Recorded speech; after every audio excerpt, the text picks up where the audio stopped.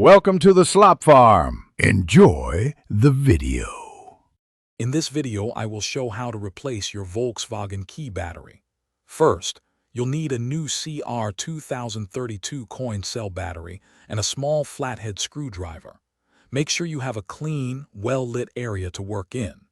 This simple task usually takes less than 5 minutes, so you'll have your key fob working again in no time. Let's get started with the first step. Now, let's open the key fob. Look for a small slot, usually on the side or bottom edge of the fob. Carefully insert the tip of your small flathead screwdriver into this slot. With a gentle twist, the two halves of the key fob should begin to separate. Be careful not to use too much force to avoid damaging the plastic casing. Once the key fob is open, you'll see the old battery.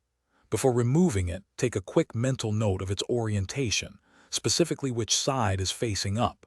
Gently pry out the old CR2032 battery.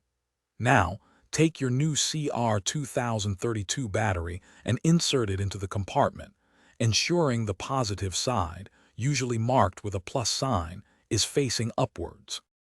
With the new battery in place, it's time to reassemble your key fob. Carefully align the two halves of the casing and press them firmly together until you hear a satisfying click. This confirms the fob is securely closed. Test your key fob to ensure it's working correctly. For more great deals and to check out the Echo Dot smart speaker, be sure to look for the link in the description below. Thanks for watching. Thanks for watching. Consider subscribing if we helped you today.